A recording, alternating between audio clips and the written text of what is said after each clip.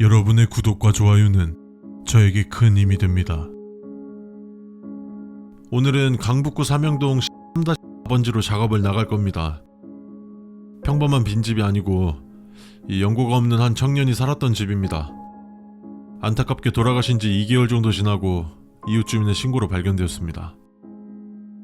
원래는 3명에서 작업해야 하는데 금배씨가 개인 사정이 있어서 오늘 출근을 못했어요. 그래서 두 분이서 잘 작업해 주시기 바랍니다. 특이사항 있으면 언제든 저한테 연락 주시고요. 재윤씨는 첫 현장 작업이니까 잘 배우시고요.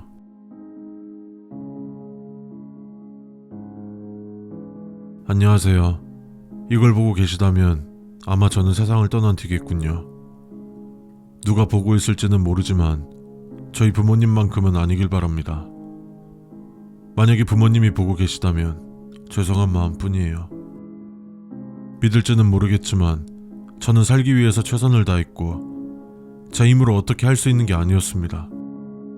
제 예상대로라면 이걸 제일 먼저 보는 사람은 집주인 아니면 청소업체에서 일하시는 분이겠네요.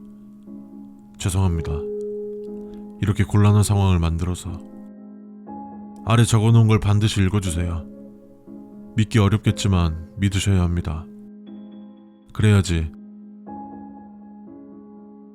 첫 번째, 제가 언제 발견될지는 모르겠지만 오랜 시간이 흐르고 나서 발견된 거라면 꽤 악취가 심하겠네요. 제 얄팍한 지식으로 악취를 지울 수 있는 용품들을 준비해놨는데 요긴하게 쓰이길 바랍니다. 두 번째, 청소하시는 분들께서 저를 처리하기 편하도록 제가 죽은 자리에 방수포를 깔아놓았습니다.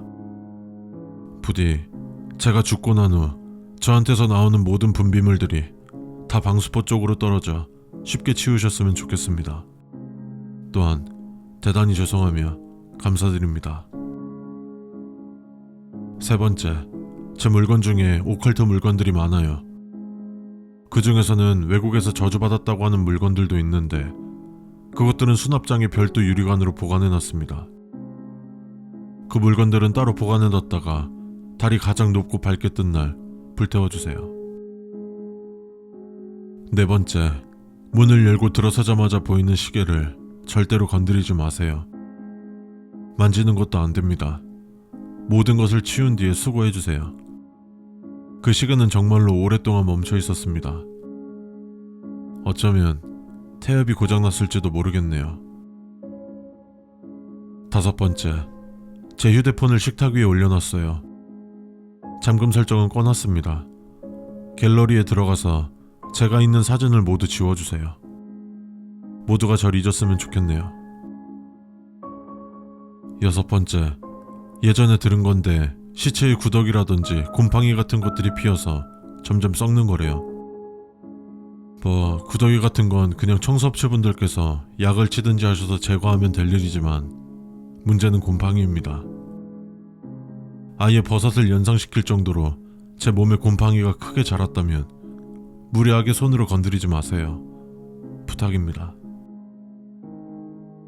일곱 번째, 화장실 문을 열었을 때 욕조에 피가 가득 차 있다면 욕조에 절대 손대지 마시고 칼로 손끝을 살짝 베어 거울에 세모 모양을 그리고 그 안에 작은 역삼각형을 그려주세요.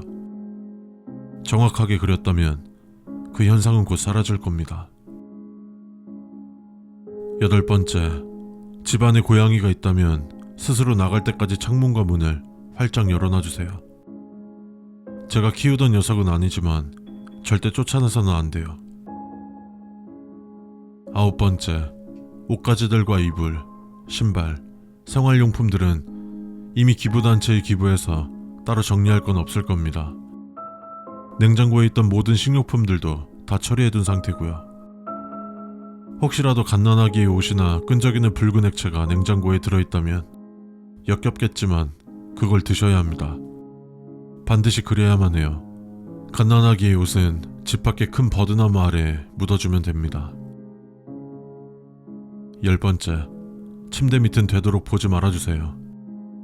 침대 밑에 사는 괴물이 없다는 건 어릴 때부터 알았지만 그런 게 살고 있을지는 꿈에도 몰랐어요.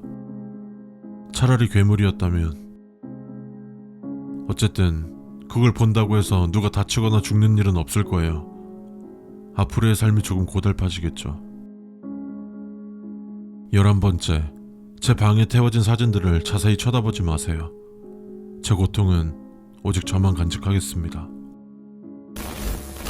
모르겠어. 엄마, 아빠, 정말 미안해. 내가 다 잘못해.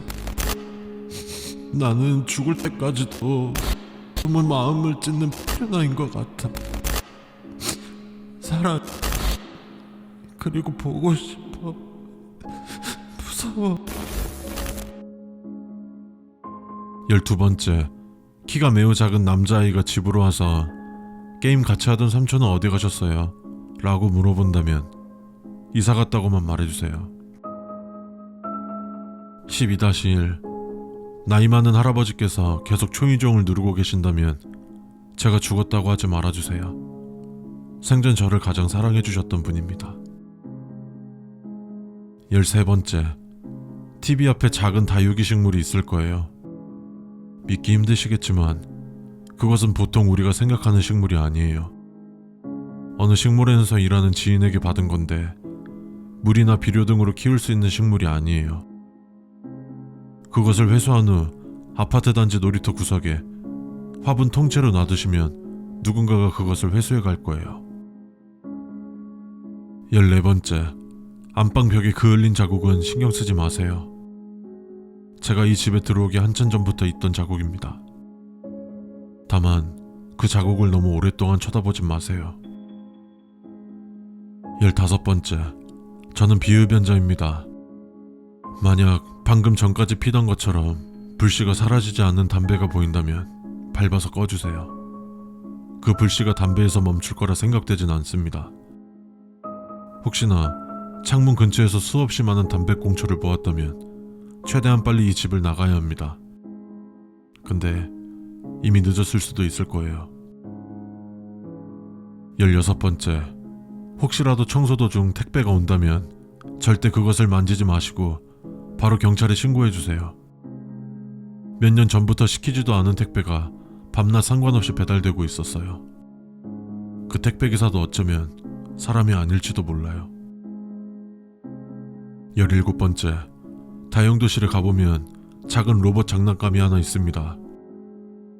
제가 어릴 때 생일 선물로 받은 건데 보육원이든 유치원이든 기증해주시면 감사하겠습니다. 그렇게라도 누구한테 희망이 되면 좋겠네요. 18번째, 다용도실에는 그들이 살고 있어요. 제가 그곳을 봉쇄한다고 나름 테이프로도 붙여놓고 나무 판자로 막아두긴 했는데 아마 기술이 있으시니까 더 철저하게 봉쇄해주세요. 절대 그곳이 열려서는 안 돼요. 절대로.